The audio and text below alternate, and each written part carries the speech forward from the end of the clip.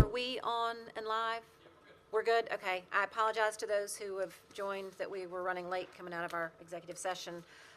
It's a couple minutes after 6, so I would like to call us to order. We were in executive session, and while... Moment, please. I'd like to make a motion that we return to public session. Second.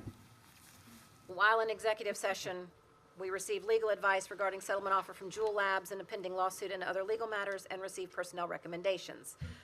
We are now back in public session, and in accordance with South Carolina Code of Laws 1985, Section 30-4-80-E, the following have been notified of the time, place, and agenda of this meeting: the Herald, the Charlotte Observer, CN2, and WRHI. And now, if you all would please join me in a moment of silence.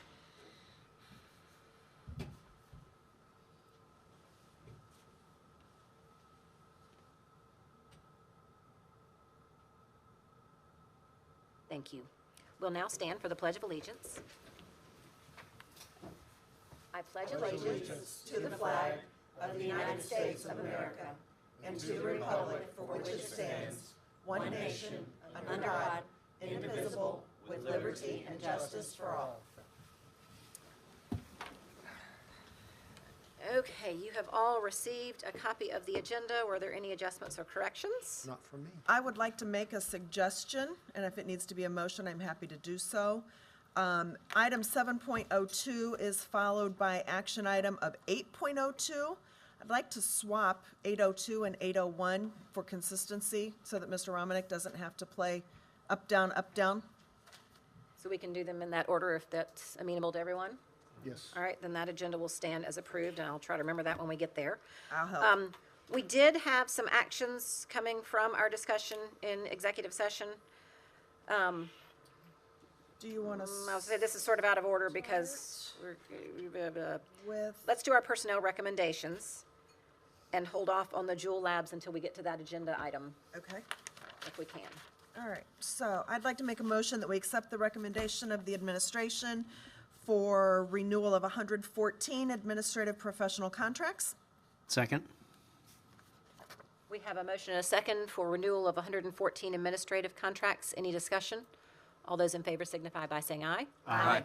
Any opposed? That motion carries. I'd like to make a motion that we accept the recommendation of the administration to renew from List B 1,458 certified contracts. Second. Motion and a second to renew 1,458 certified contracts from List B. Any discussion? All those in favor signify by saying aye. Aye. Any opposed? That motion carries. I'd like to make a motion that we accept the recommendation of the administration for 61 new, which is 41 replacement and 20 true new certified positions. Second. Motion and a second for 41 replacement and 20 new contracts to be extended. Any discussion? All those in favor signify by saying aye. Aye. Any opposed? That motion carries. And again, just for the benefit, what that does is those are all of our staff members that we are going to be extending contracts to because we want them to all come back next year. So we do. it's an annual process. Okay. We do have some special recognition that we're going to get to next in item 5.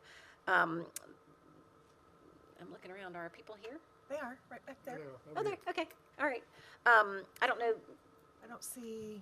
I don't see the people though. Oh, there. Okay. Yeah, Now I do. Now I don't do. see Benton, but other than that, So I'm going to let Gail Hughes come up and talk about what the award is a little bit. Good evening, everyone. Thank you for having me this evening. It's such a pleasure to be here, and I know I am really excited to be a part of this district with all the excitement that's going on and this presentation. And I want you to know before I move a whole lot further into this, how appreciative we are that you have allowed one of our own to sit on your own board, and next year she will be the president of SESBA. So we're all excited about that. So thank you for allowing her to be with us. To Fort Mill School District Chair Christy Spears, members of Fort Mill School District Board, and Superintendent Dr. James Epps Jr. Thank you for the opportunity to make a special award presentation on behalf of South Carolina School Board Association. It is my pleasure to visit your district, especially to make this presentation like this one that is so important to the district and to the community. Again, my name is Gail Hughes, and I have the privilege of serving as your South Carolina School Boards Association state president this year for the year 2023. At this time, I would like for Chairwoman Spears, SCSBA's Region 13 Director, Michelle Branny. I'm not the region director. I'm sorry, this was my note, okay? She is our president-elect, I'm sorry. And Dr. Epps, if you would please join us up front to make the presentation. Gail, tell them who you are and where you do for your real board. I am actually the chairman of Dorchester School District 2 in Summerville, South Carolina. Okay, and also if we could have the representatives of the Fort Mill Rotary Club to come up front.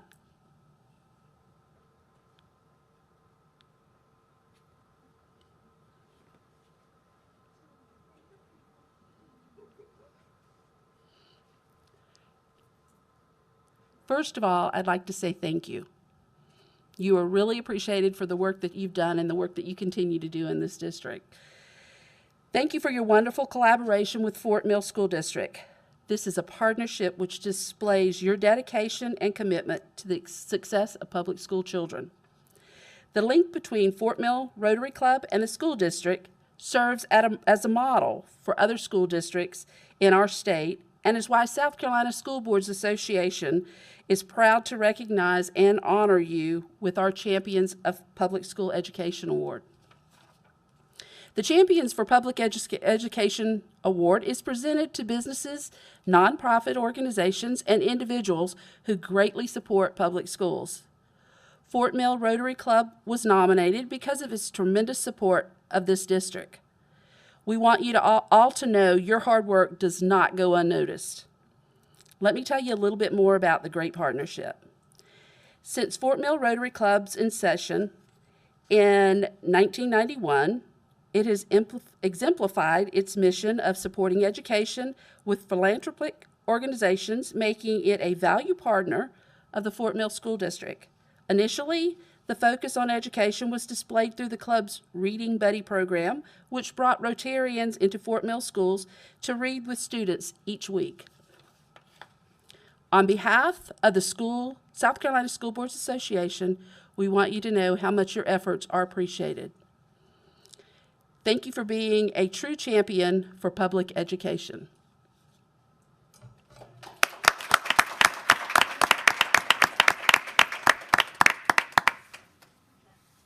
Can I say a couple more things? So I know several of us are members of the Rotary Club, and it is a strong partnership, in particular because the person who has been chairing this literacy event for the last several years was previously a board chair here, Patrick White, and his wife has been our recruiting recovery specialist for I don't know how many years, but a long time in the district. So it is a very tight relationship. The Rotary Club is proud to always support our schools in a number of ways. We are in the throes of planning this year's literacy picnic, which will be on May 3rd, and there have been planning meetings, and it is something where every student in the first grade will receive a book, compliments of the Rotary Club, and have just a fun afternoon at the Greenway. It's also a partnership with the Greenway, so it's something that we're excited to be able to do from a Rotary Club standpoint, and we're excited to be able to receive from a school district. So thank you guys very much.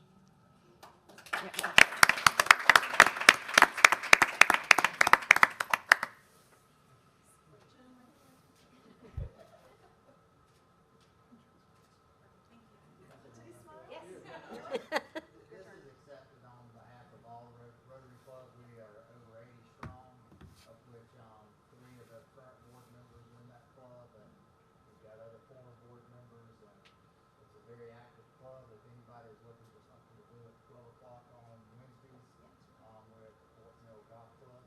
Please come join us if you've got a heart for service. Thanks, Patrick.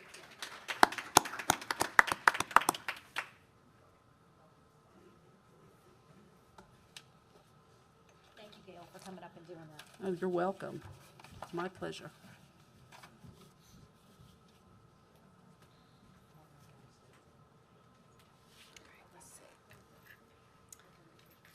All right, our next item is public participation. Do we have any cards? Okay. I will do them in the order they were handed to me. You'll each have 5 minutes, starting with Valerie White, if you'll approach the podium. If you want to state your name and address, and then you can begin with your time. Yeah, but we haven't done, we haven't done Dave and. I know, he's next, isn't he? No, that should have been before. Oh, did I miss something? I'm sorry, Dave. Well, I'll get to you in a second. I'm sorry.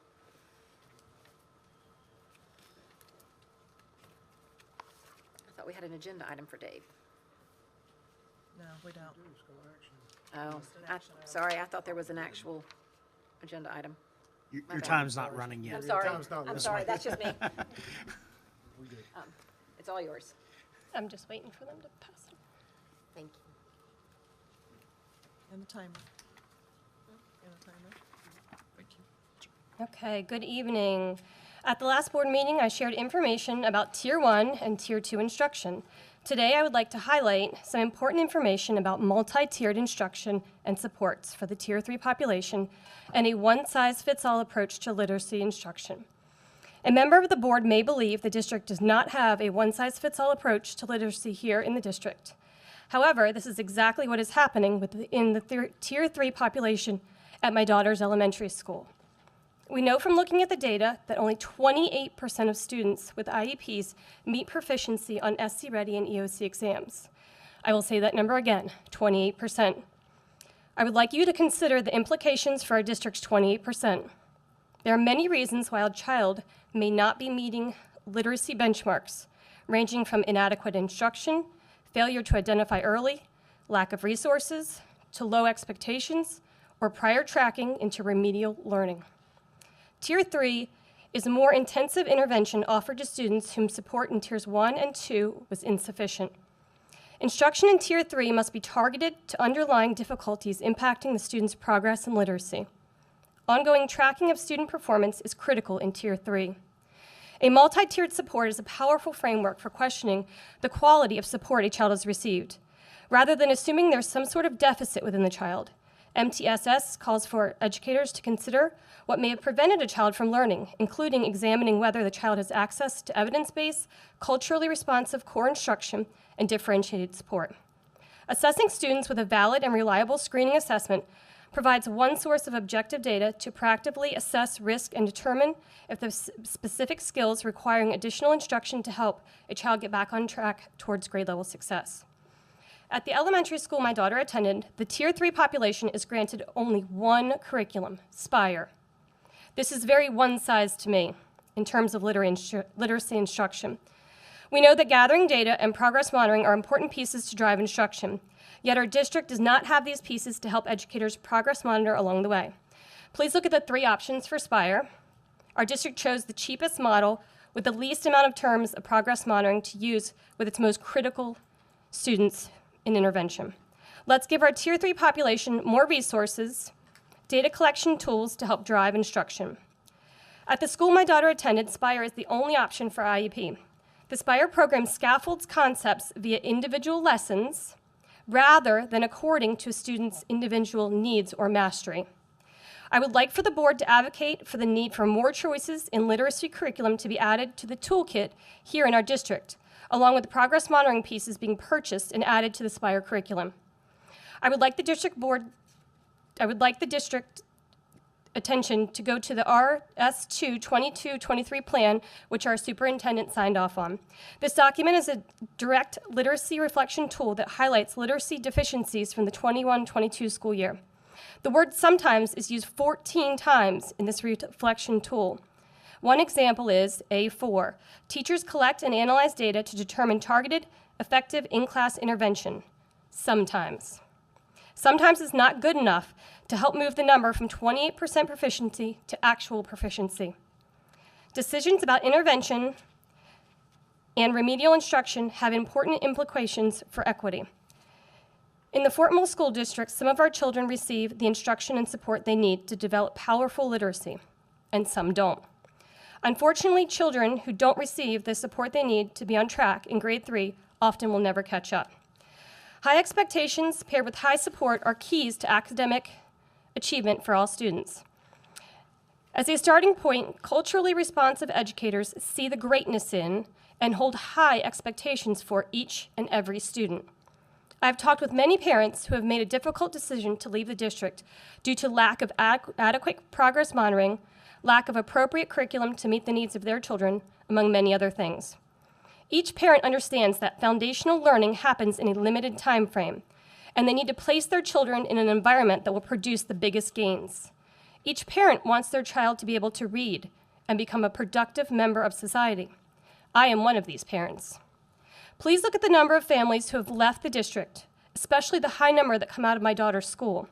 Over the past 5 years, 6% of students in one school left the district to go to private, public, or homeschool. The board should be asking, why are they leaving? Thank you. Thank you. And then we next have Caitlin Boyle.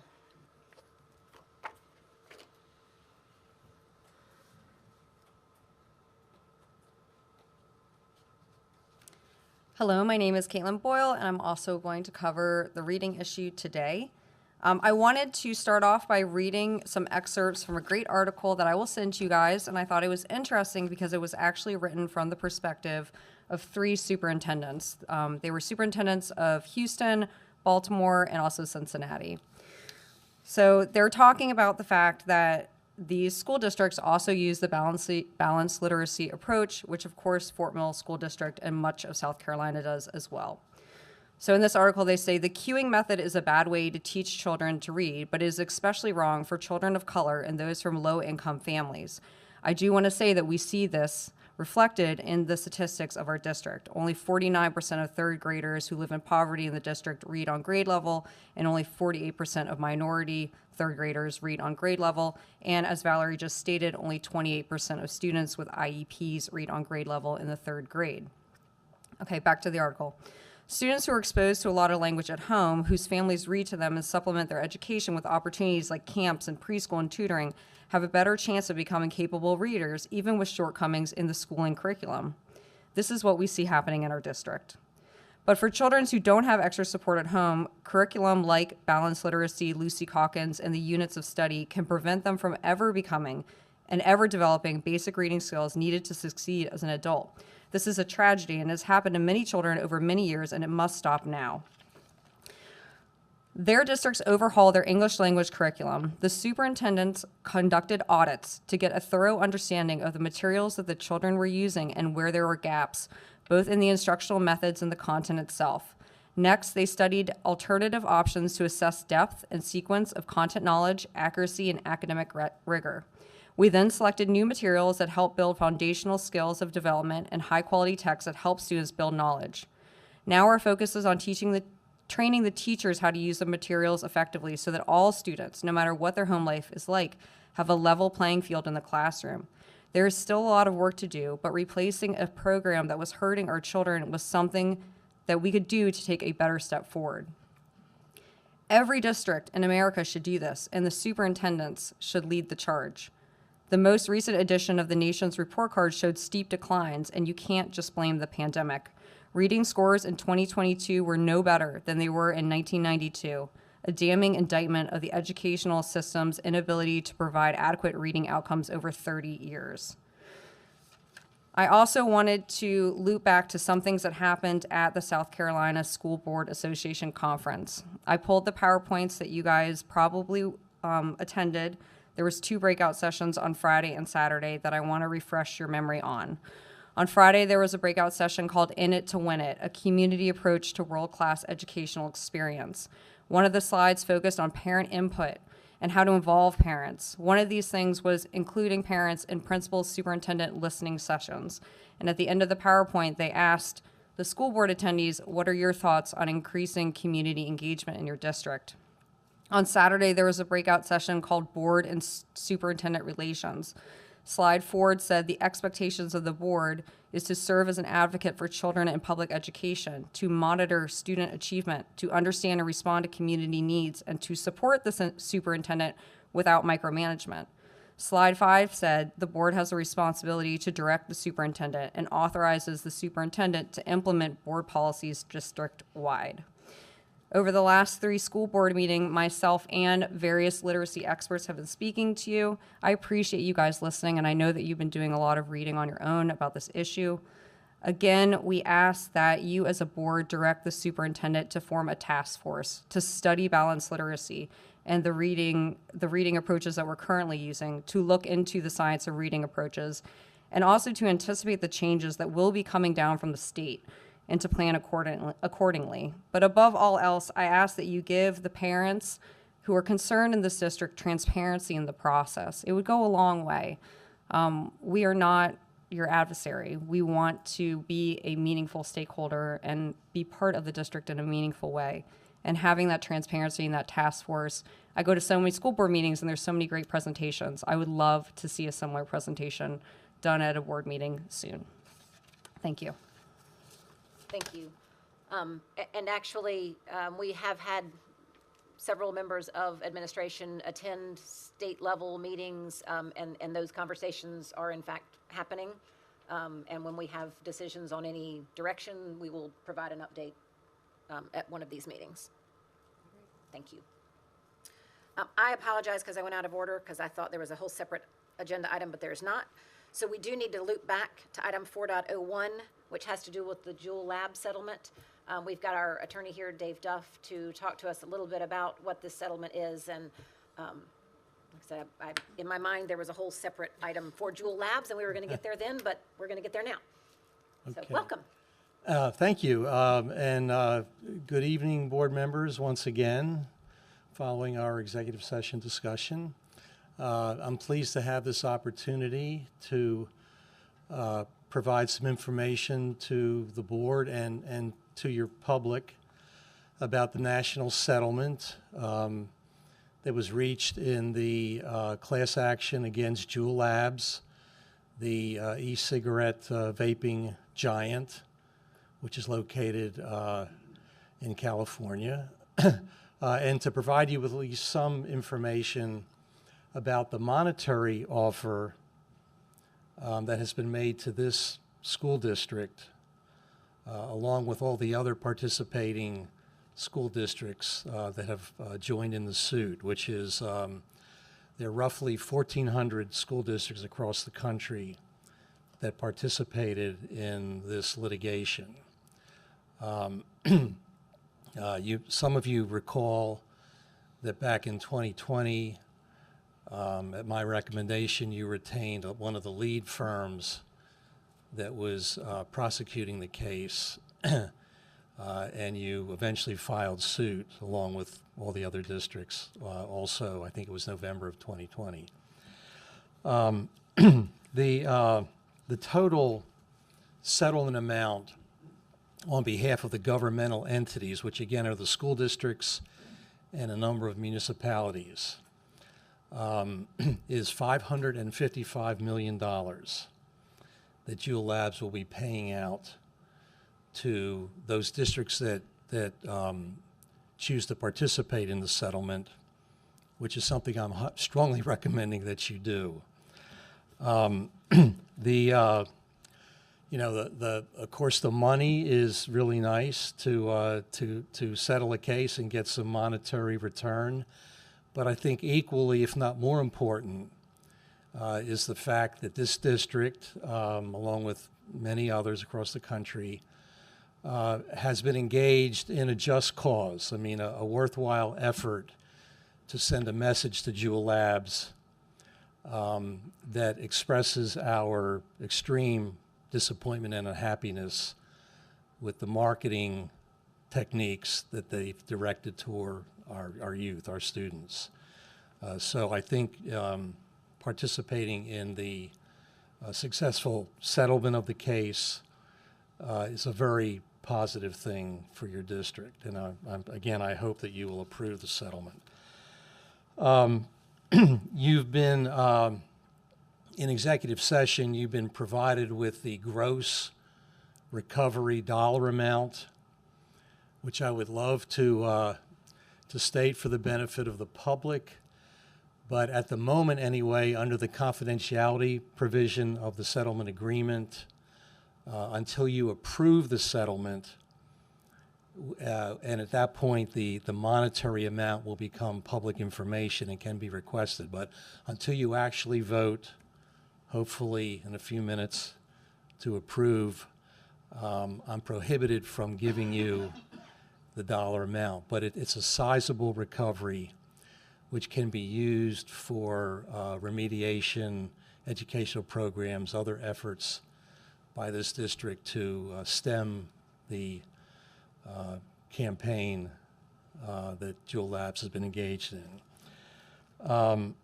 If you approve the settlement, you will get 65% of the settlement proceeds by the end of this year, and the remainder will be paid out in the following years. Now, again, this will be a net figure, not the gross figure that you were provided.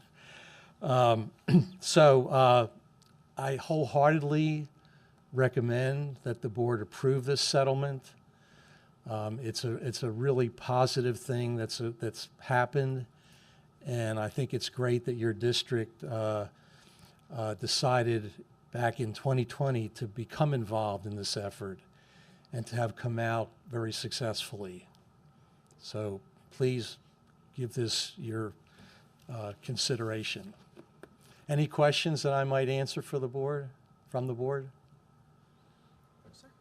Okay. Well, thank you very much. I'd like to make a motion that we accept the recommendation of our legal counsel to accept and enter into the settlement agreement that's been reached with Jewel Labs on behalf of all government entities, and to authorize our board chair to execute the necessary settlement documents on behalf of the district. Second. We have a motion and a second to enter into a settlement agreement as provided for Jewel Labs. Is there any discussion? I think there should be a little bit. Just want the public to know that the basis of this has a lot to do with, we perceive, we the administration, feedback we get, and things that we know, we believe that vaping is a continual and growing large problem within our student population. And they have been, well, I don't get into the suit part of it. Don't want to jeopardize anything. But anyway, there was a lot of concerns with that. A lot of resources have been dedicated to trying to remediate this and to deal with the situation related to it in our schools. And all of that led to our decision a few years back to join in on this particular litigation. And tonight is just the outcome of it. Yeah, I would just add, when we first were presented with this a couple of years ago, I mean, it's hard to believe how quickly the Jewel Phenomenon. habits took on, and so it was fairly quick from the time they were ever introduced until this lawsuit came about. But I'm pleased that we're at this position now, and so if there's any other further discussion, all those in favor of accepting the settlement agreement and allowing me to sign on our behalf, say aye. Aye. Any opposed? All right, that motion carries. Thank you, Mr. Duff, for helping us through that whole process. And my apologies for the order of events. Okay, I think, given the changes that we've made, we're now at 7:01, which is a discussion about a new bus system. And we'll have Matt Purvis from the Transportation Department giving us a presentation.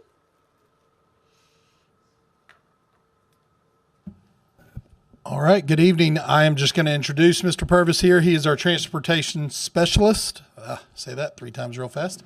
But he is going to tell you about a new bus camera system that is needed desperately, and you will see it on the 8% presentation that Mr. Romanek does in just a few minutes. So I'm going to hand it over to Mr. Purvis. Thank you, sir. Thank you for your time this evening.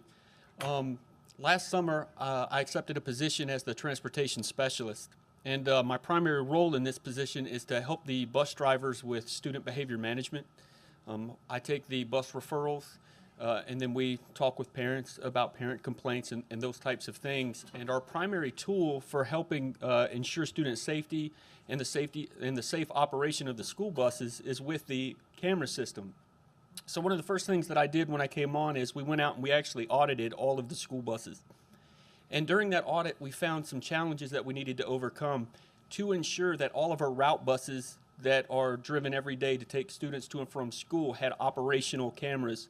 And part of that, we identified a whole bunch of cameras that needed to be reset, unplugged, plugged back in so that they would operate correctly. And then as we did that, we did find some that were non-operational. So then we took some cameras from non-operational buses that don't drive the routes regularly to make sure that we had all of the camera systems working prior to the start of the school year. During that, we also identified a shortcoming when we tried to order replacement cameras, as the camera systems that were in majority of our buses, if you look at the first point, 99 of 160 buses had an older DVR, a 4-channel DVR, and the cameras, and that DVR was about approximately 7 to 10 years old, and the newer cameras are no longer compatible with that DVR. And as a result, we had to make some decisions on how we're going to do it. We pulled some of the DVRs out of the same buses that we took the cameras from and got all of the cameras operational. Throughout the school year, we ran into several challenges to where we just did not have adequate coverage inside the bus based on that 4-channel camera system that are currently in our buses, where a fight may occur or some incident and it's in between the camera's field of view so that you just cannot see what's going on. The new camera system that we're proposing is going to be an 8-channel DVR, and that's going to put 8 cameras on the buses. We're going to have 4 cameras inside on the students, and then we're going to have 1 dash camera, and then 3 stop arm cameras that are in the buses. On this slide, when you look, these are pictures of the old camera system that we're currently using. The one on the left is a wide-angle camera. The one on the right is a dome camera. This is what the new camera systems look like inside the bus. The difference in quality, I think you can tell, is kind of like the difference of a cell phone today versus a cell phone from 10 years ago when you look at megapixel cameras. And this would definitely be more beneficial when trying to ensure the safety of the students and to look into complaints from parents and bus drivers and making sure that we take care of the students.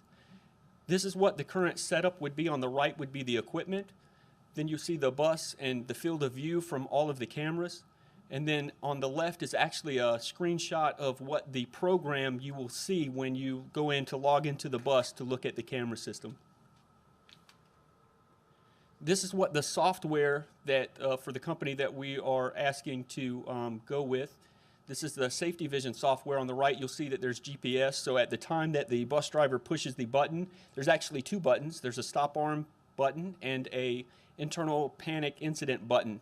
And those buttons are really cool because it marks the tape at the time of the incident, and we can set at the time that they hit that button to upload to the cloud a couple minutes prior to the button push to a couple minutes afterwards to capture the event that is occurring, whether it be a stop arm violation or an incident inside the bus. One of the cool features of this particular software is that it actually supports mobile devices. So in the event of an emergency, we can actually go on our cell phone and within 30 seconds look inside the bus to see real time what is going on. So in the event of a medical emergency or some other situation, and that is a huge benefit for a safe response and to make sure that we're getting the bus driver the support they need to safely operate the bus. Another thing that this brings are new stop arm cameras. Stop arm cameras, the law has changed in the last couple years where it allows us to actually submit to the Highway Patrol the footage from the bus, and they can actually cite a driver from the information from those photos. This is a slide from the South Carolina Department of Education that talks about what a stop arm violation is. And one of the things that I try to stress to the bus drivers for student safety in particular is that the fine for violating the safety of the bus is pretty substantial. It's $1,000 it's $1,062.50, and it's 6 points on the license. This is pretty substantial fine. But one of the things that occurred even last week in North Carolina, there was a 10th grade student that was struck by a car getting off the bus going home. And then last year, right before the holiday break, in Kershaw, South Carolina, a mother put her student on the bus, crossed back in front of the bus, and was struck by a car and killed. So it is a very, very important thing for us to look at and consider.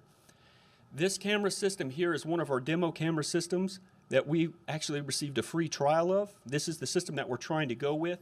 And in this picture, this is actually one of our routes, and this driver was cited for violating the stop arm.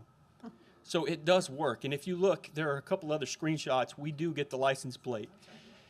On the old camera system, I'm going to show you a video in just a second, and it's not going to be up there. So I don't know if you can play that video, but in the video that was in the big gap there, on Route 40, prior to us getting the new camera system demo, we had a vehicle in the Knightsbridge. Would you go ahead and hit play on that if you could, please? This is in the Knightsbridge community on Route 40. This happened, and I don't know if they're going to be able to do this or not. But in the Knightsbridge community, there is a stop arm violation where a bus is stopped. You're going to see in that video, if it will play, you can kind of see the reflection in the windscreen where the students walk up the steps. You're going to see students walk up those steps. And as they're going, a car's coming from the front, and a car speeds from back of the bus while students are loading. And one of the things that I always think of when that happens is all it takes is one morning for a student to wake up late, be running to the bus, they see the stop arm out. Nobody's supposed to pass a stopped bus. They run out in the street, and the same thing that happened in Kershaw or that happened in North Carolina could happen to us here in Fort Mill. So on this system that we're looking at, we had quoted 160 DVR systems for the 160 buses that we own. And this is the total cost for what that system would cost for us to implement. And that's the end of the presentation. Do y'all have any questions? I have a couple of questions, maybe Yes, ma'am. not even a question, maybe it's just a statement, because, sometimes I'm good for that. You did help with it a little bit, Mr. Romanek. Did you share? You said that these are our owned buses, these are not the state-owned buses, correct? That is actually partially true. We have 82 buses, and the state has provided us 70 buses, and that would cover all buses that we own. 7 to 10 years ago, when we purchased the camera system, we purchased for all buses, including state-owned. Right. So is there a give back, rhetorical, is there a give back from the state with regard to installing cameras on state-owned buses and or updating the systems, because they're technically not ours that we're investing into, but I recognize and am in complete support of the fact that it's for our students' safety, but it's a state-owned bus. Yes, ma'am, it is a state-owned bus, and one of the things that we have in agreement with them is if they take a bus, they remove the cameras from that bus and put it on the bus that we get in return. So it is not something that we would lose to another district. Okay. Out of curiosity, if the state were to, in the future, provide a bus, do they provide a bus with a camera? I mean, is that standard equipment on a bus these days? So actually, that is coming. One of the things that they just did with the purchase of the 150 electric school buses is they've spec'd the camera system to come with the bus. So it'll be an option that will come with the bus. They just did it. I think they respec every 3 years. And one of the things that I did address with them is whatever we do, we want to be where the state's at so we don't have multiple configurations in the buses. So if they were to take one of ours to upgrade it, they should be providing it with a new bus. Yes, ma'am. And it would be the compatible to our system. Yes, one not program. Some other go off and, okay. Yes, We ma'am. don't normally get a lot from the state, but Yeah, well, wishful thinking, right? It could happen. It happens. Question, what's the biggest complaint from our bus drivers? In regards to the cameras or in regards to just student behavior? Student behavior. Well, your choice. Okay. both. I think that there is a lot of frustration with the buses primarily. I think it's mostly coming from overcrowding, to be honest with you. We have a lot of situations where you'll have bullying that might not occur if we didn't have three people to a seat all the way through the bus. And we are working through those challenges. We're trying to hire new bus drivers. We're trying to split routes where we can. There are a lot of challenges with that, but I think that overall, they want to feel supported. And one of the things that's frustrating when they file a complaint or a parent calls and says, hey, this occurred on the bus, and you go pull the bus video, and then the one camera you need to see is blue. And it's really just because it was purchased 7 to 10 years ago and it's just aging out and it's starting to fail. And I think that this would help us to overcome that challenge. I have a question. Yes, sir. Two, actually. So 99 of the 160 buses are equipped with the older.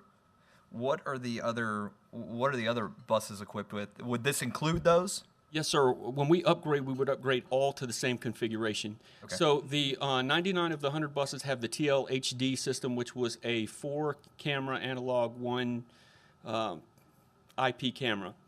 And there's no expandability at all. Cannot add any more cameras inside the bus. You cannot add any cameras outside the bus. And that system's no longer available. Then the system that we purchased right after that was a TH6, which was a 6-camera system. Once again, you can't add the stop arm cameras, and that did implement the wide-angle camera, which was in that second slide. And even in that camera, it's good you can see the whole bus, but there's not a lot of clarity and details up close. So when you're doing an investigation, that is a challenge in itself. Identifying a student, did that really happen? Can you see in the seat? And so my recommendation would be to upgrade all to the same configuration where we can best support across the entire fleet. That actually kind of segues into my next question. Could you, to the best of your ability, could you kind of quantify what the unrealized effects have been for these bus drivers or the administration to not be able to provide proof of any kind of incidents? Without giving specifics, I'll give you an example. There was a assistant principal that called me. She explained a situation that occurred at a school as the students were loading, and she's like, could you please pull the video and send it to me? I ran out to get the video. I put the video into the computer, went to run it, and there was a malfunction, and we did not have any recordings. So in the event that somebody filed a complaint or tried to do some sort of legal action, we had no evidence to support the AP in that situation.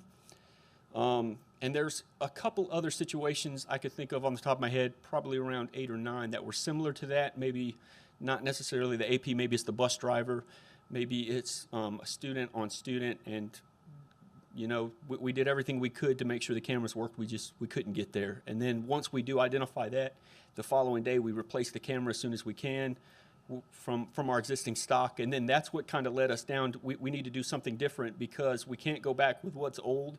And to get a new, you have to upgrade the whole system anyway. So just kind of, that's what led us to this proposal here. Is there a secondary market for the ones that, maybe not the really Yes. old ones, but the other 60? So we actually demoed 3 separate companies, and we actually got them to provide a free demo so that we're actually live right now with 3 companies. And when we chose this system, one of the companies did not meet the requirements for stop arms. Their software could not show what the Highway Patrol would need to do to issue a citation.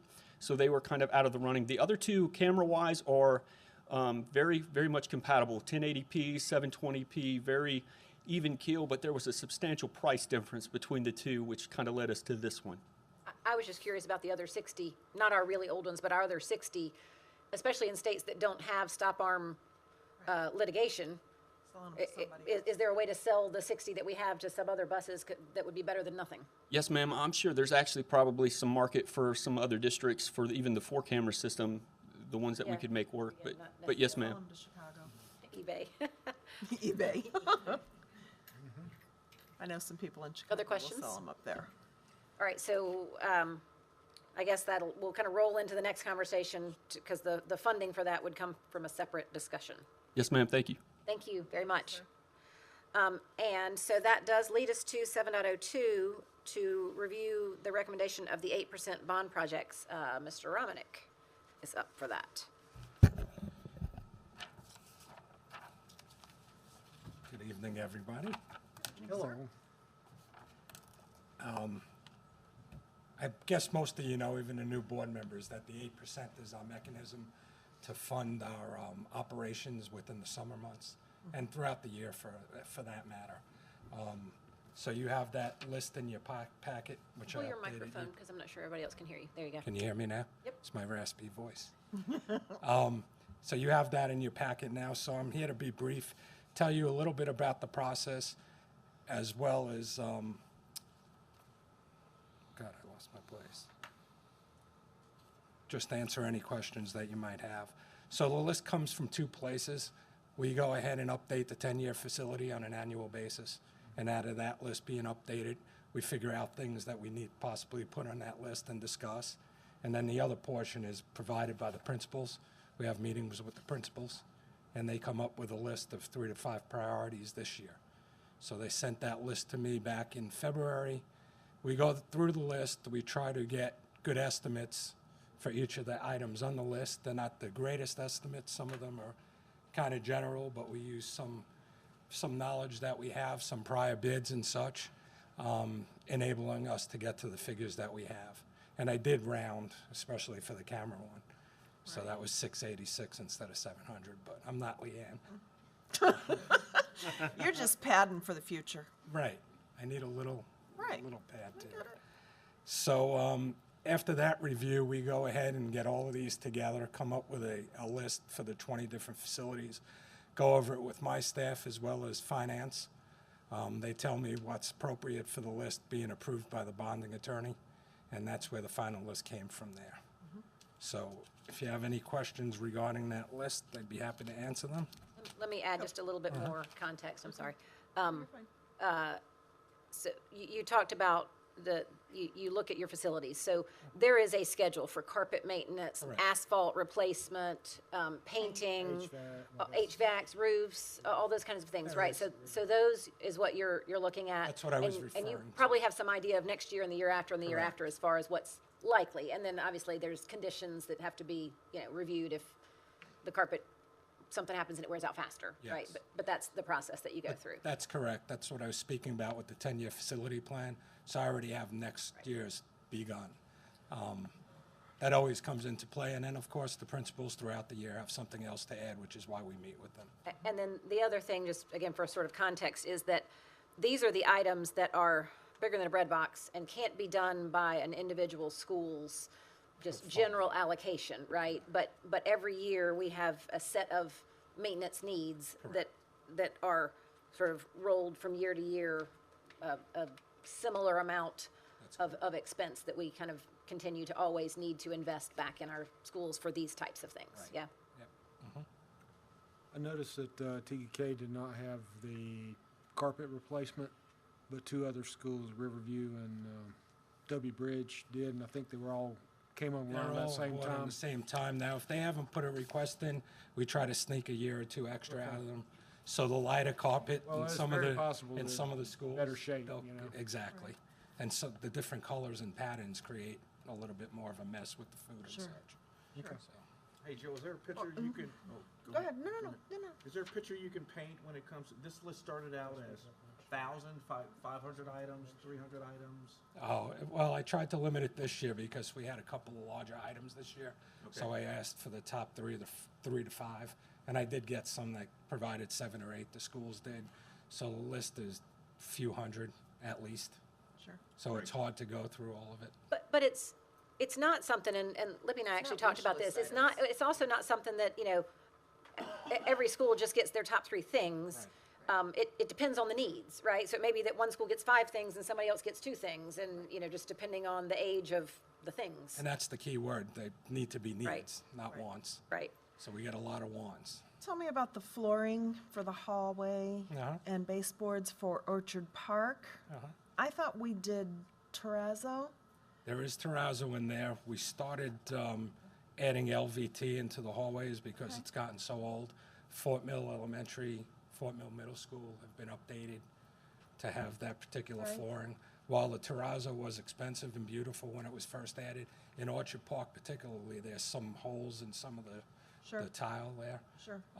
So the principal asked to change it, and the way it came out in a couple other schools looks tremendous. Sure. So there's already a couple schools that have asked for it for the coming year. Right. That's already on my 24 Yeah, list. like the R wing or whatever. Okay. There you go. There was a couple others that I saw that I had just some general questions. One was the obvious about the buses, and again, state-owned. The state should invest a little heavier in education as a whole, but that's my soapbox, so I won't go there. If anybody's got anything else, go ahead, because I'm still scrolling to come back to my other ones that I had poked, and then, you know, you put them in your Just mind.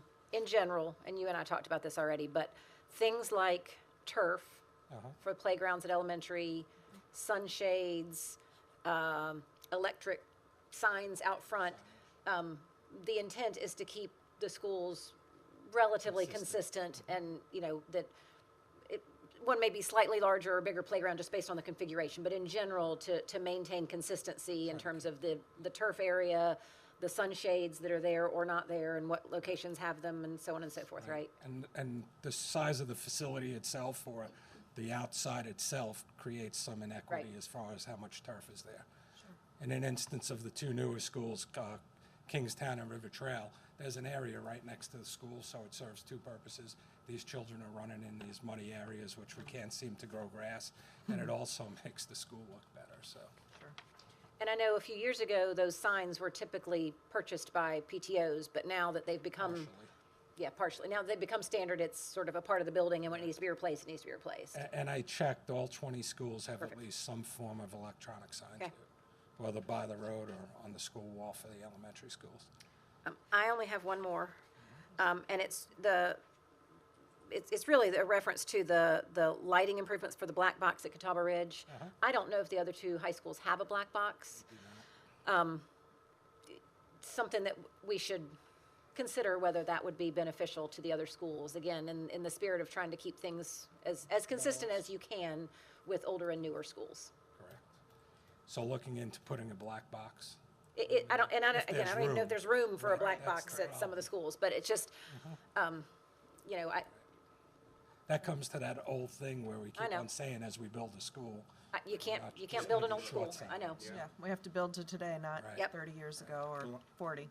Like, oh, go ahead, Michelle. I have just one more, and it's because I am and have been for years and years an ROTC mom. Talk to me about the fencing around the drill pad, because I'm not familiar with any of the other programs having a fence around the drill pad, and knowing how a drill competition runs, I'm scared. That was requested, I believe that was Catawba Ridge. It is wasn't Catawba Ridge. That was requested by the principal as a security safety issue. He wanted to put that in. They have a really big pad over there, I guess because the buses and cars run right past that area there. So it's So I not, think that's why you want it. in my mind, and maybe I'm misaligned with where it's located. It's 'cause located in the back, right next to the 4K playground, in between that. So and the it's not like cafeteria. when I think in terms of the courtyard, and we have On the kind of courtyard. fencing that encloses, we're just, No, there's a road that goes right next to that it. kind of goes on then over to the student parking and whatever. Towards the stadium, that road behind. Okay, okay, That's where okay. that's located. Makes perfect sense.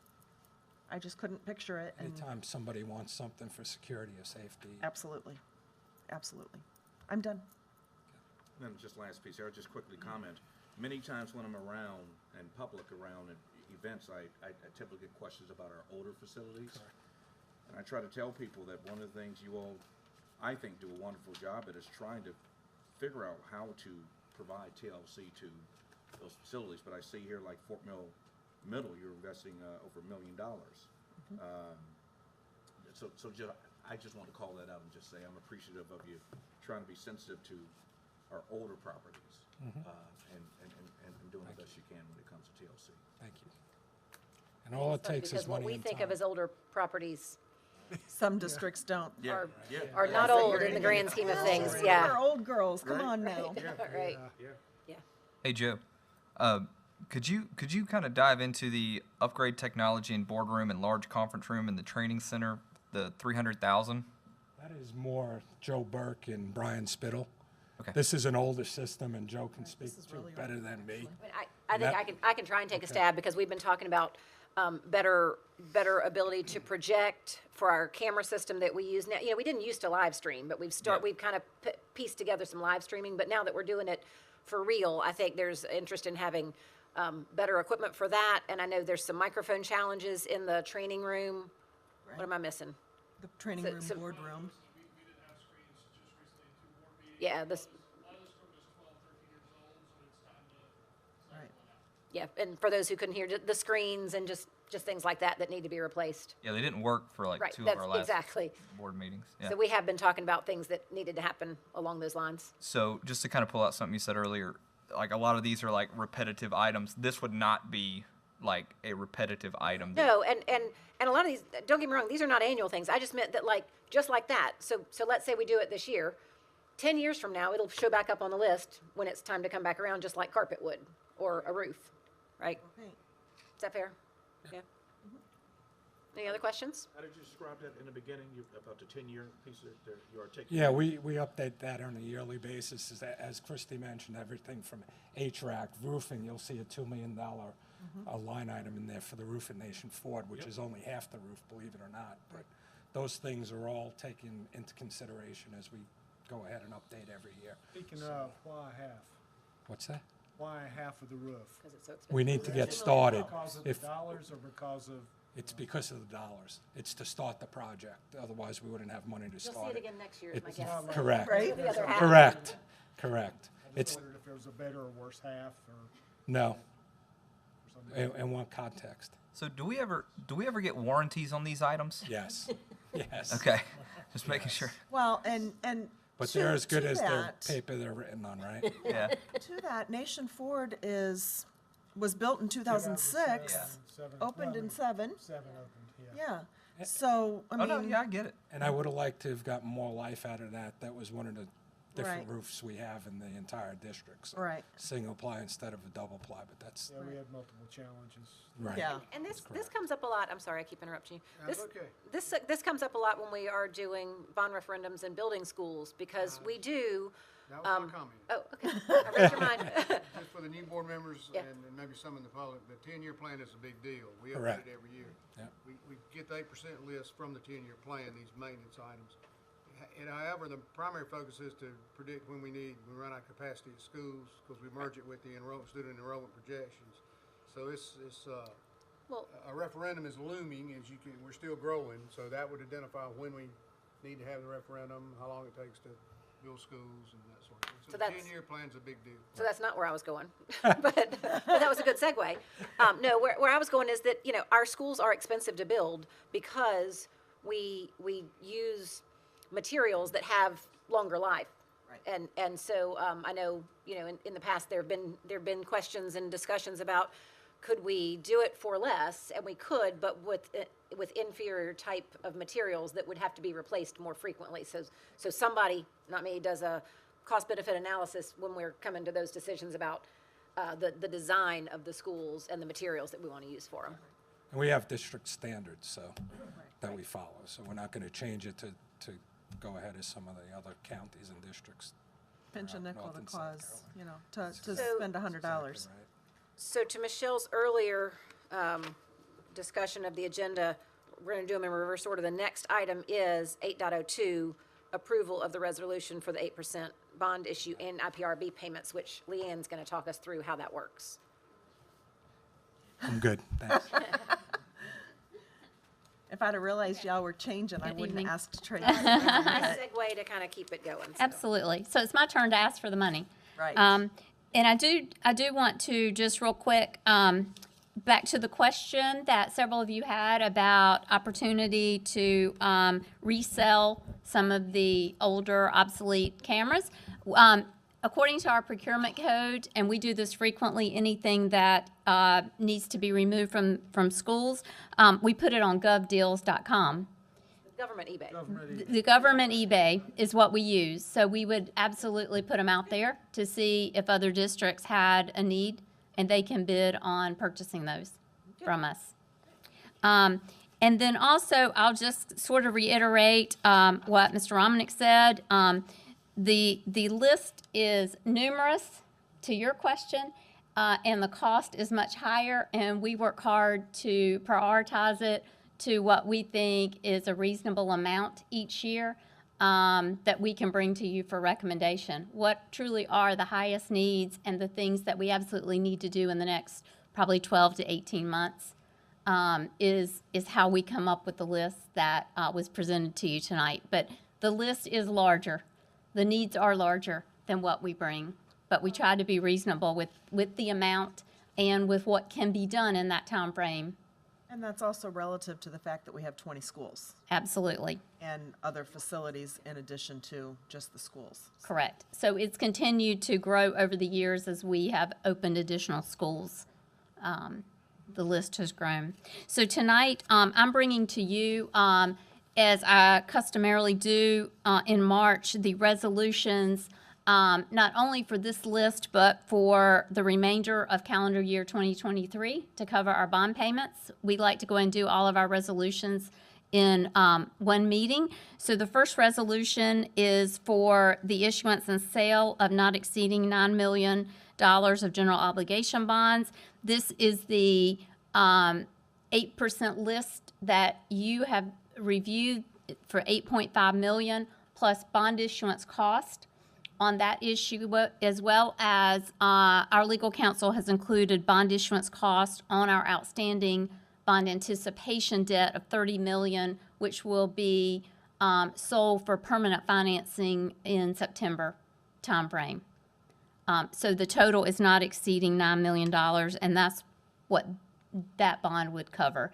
And both of these bonds, we will be going to the bond market the last week of April. I believe it's April 27th is our sell date. So between now and then, we will be having our ratings calls, our bond ratings calls, and working through our final preparation to go to the bond market at that date. Any questions about the first resolution for the $9 million? You lost me on the piece about the bond anticipation note. Okay, so we needed to go ahead and include revenue that'll cover the bond issuance cost The bond issuance cost. on the Okay. $30 million when we do permanent financing. Okay. That, just as a reminder, we had a $25 million bond anticipation note. We had a recent $5 million. Both of those were connected to us working through the impact fee resolution with the county. So we did bond anticipation notes instead of long-term debt at the time of those sales. Because we want to eventually pay that off by Correct. Yeah, and that then closes our 2018 bond referendum. Okay. I'd like to make a motion that we accept the recommendation of the administration to provide for the issuance and sale of not exceeding $9 million general obligation bonds of Fort Mill School District Number 4 of York County, South Carolina, in one or more series, bless you, to provide for the issuance of notes in anticipation of the issuance of bonds, provided hereby to prescribe the purpose for which the proceeds of such obligations shall be expended, to provide for the payment thereof, and other matters relating thereto. Second. A motion and a second, as stated by Michelle, not to exceed $9 million for All that. all of those things. Any further discussion? I have one question, and I maybe should have asked Joe. I don't really know who I'm supposed to ask when it comes to this big money. But there were like 4 projects that were going to be funded with help from PTOs from different schools. I mean, I know our parents support our schools, so I doubt this would happen. But if a PTO could not come up with the part, then would that be how you go up to $9 million? Like we're still going to help, or what happens, or just that project goes to next year? And she finds. Yeah. Okay. The tooth And fairy. we would work with them, but if it is I will share though, if it is a project that has typically been co-funded by one of those parent support groups, we would ask them to contribute some amount accordingly, to be fair to our schools and our other parent groups that have contributed for their schools. Right, but some PTOs can be more generous, and I would hate for Yes. people to be told no. Right. But I believe these got to the list with the knowledge of what each school Has already has a plan for it. Correct. We've already had those discussions, and they felt that they could contribute those amounts. But to answer your question differently, if for some reason any of these line items, I don't know, the estimate came back 10 times higher or couldn't be done for whatever reason, that project wouldn't occur if it couldn't be Correct. done within the Within that parameters. window of it. Yes. Okay. Now, a different project might get done that was later on in the future instead of. Right, right. Right, exactly. And then you'll have some extra money from other projects that you'll eventually. Right, right, I right. mean, my gut told me it was fair, I just didn't know. Yeah, yeah. how it- All right, any other discussion? All those in favor signify by saying aye. Aye. Any opposed? No. All right, that motion carries. Okay. The next resolution is related to our IPP or installment purchase plan bonds and our equipment acquisition agreement bonds. Just to give you a quick summary and for the benefit of the public, in December of 2006, the district entered into a school facilities purchase and occupancy agreement. We call it the IPP plan. With Fort Mill Schools Facilities Corporation. This built Sugar Creek Elementary, Pleasant Knoll Elementary, and added an additional wing to Nation Ford High School. The payments that are due on that debt, they will be due in November of this year as well as next May, $5,410,312. And then the equipment acquisition agreement, we entered into that on June 1st of 2017 with Bank of America Public Capital Corp. That was for 3 HVAC replacements at Orchard Park Elementary, Fort Mill Elementary, and Fort Mill Middle. We issued $4.5 million in debt for those 3 HVAC projects. The payment due this year is December 1st, 2023, $499,555. So those two pieces of bond payments due, plus bond issuance cost, we're asking you to approve the resolution not to exceed the sale of $6,350,000. And this is something we have to do annually just due to the legal nature of the installment purchase plan and the equipment acquisition agreement. Versus with a bond referendum, you approve a resolution for the whole referendum debt at one time. With these, we have to do these annually. I'd like to make a motion that we accept the recommendation of the administration to provide for the issuance and sale of not exceeding $6,350,000 general obligation bonds of Fort Mill School District Number 4 of York County, South Carolina, in one or more series to prescribe the purposes for which the proceeds of such obligations shall be expended, to provide for the payment thereof and other matters relating thereto. Second. We have a motion and a second for the issuance and sale not to exceed $6,350,000. Any, as described by Michelle, any further discussion, questions? No, ma'am? All those in favor signify by saying aye. Aye. Any opposed? That motion carries. And I believe that takes have us. personnel? Oh, that's right, because we've changed the order. We changed the order. All right, so now we have item 8.01. Oh, oops, my bad, sorry. Yep, 8.01, to discuss the policies that were presented last time. I tried. I'm kidding. Well, good evening. Yeah, we, second reading of the unencumbered time policy. I'm happy to answer any questions about that. I do want to just provide a brief update, if I may, just to give some additional information. So Ms. Lordo and I had a really good conversation, meeting with the Greenway last week about rolling this out. They're very excited about this plan. They feel confident that with that Flyers program, we'll have one very permanent minus occasional absence that will be the steady, plus another position as well. So just kind of what that would look like is I've asked for school administration to meet with that group. I'll meet with whoever they assign to this or takes on this responsibility. I'll meet with them first to give just overall district expectations as far as helping in the schools. And as you know, all the schools look a little bit different. The schedules will be a little bit different. So we'll have the school administration or appointed administrator at that facility to meet with them to go over their specific needs, their specific behavior plans, their layout, and so forth. So, and how it'll look too, we would request that those teachers continue. I know we want to try to pilot this after spring break, but we think it would be benefit of those Flyers employees as well as the teachers. For the teachers, for those first 2 or 3 days to continue going to lunch so those Flyers employees can see the procedures, meet the teachers, meet the students, to see who goes with which teacher, kind of see everything in action to have a smoother rollout to that process. So we are going to make sure that that occurs.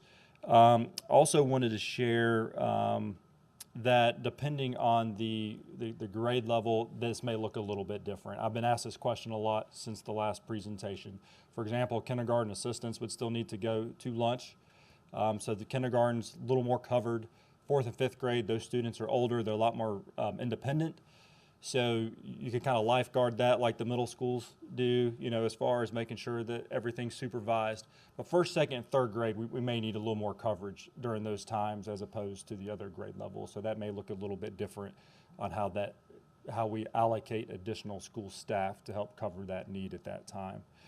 And also just want to be clear too, like special days, like if you have a lot of testing going on that day, field day, things of that nature, we'd be sure that planning would remain free, because remember the intent is to make sure the teachers have time to allocate what they feel is needed for those classrooms at that time, to make sure we're not giving them parent conferences, we're not having PLC meetings, so they get that time. They may not get the lunch depending on those special circumstances on those days, just like the first 2 weeks of school. Like if once we work out some kinks, we feel certain that those first 2 weeks of school, we don't have a lot of parent conferences, we're not doing PLC meetings yet, they'd get in the cafeteria to help share what that expectation and what those procedures look like. And again, if we have some change in staff, we'll be able to, for Flyers that is, they can help work and get them experience with what that may look like at the beginning of the year. So, but again, we'll see what kind of kinks we need to work out, and we'll troubleshoot those as they come. And like Dr. Frateroli asked, I'll be happy to come back at the end of the school year or close to kind of report out what changes may or may not be needed at that time. But I'm happy to answer any questions that you have at this time regarding this unencumbered time policy. Yeah, as I said in the last meeting, as a former building principal, I do have the timing of this. I think it's a great policy. I think it's much needed relief for elementary classroom teachers. The timing of it, I know elementary teachers are so dedicated to spending the first 2 to 4 weeks establishing rules and routines for the remainder of the year, but really those last 8 weeks of school is pretty, I mean, that's where you really rely on those rules and routines, and we're kind of shaking things up at the end of the year. You know, so that causes me a little bit of concern about how that's going to look, which I'm curious for the update.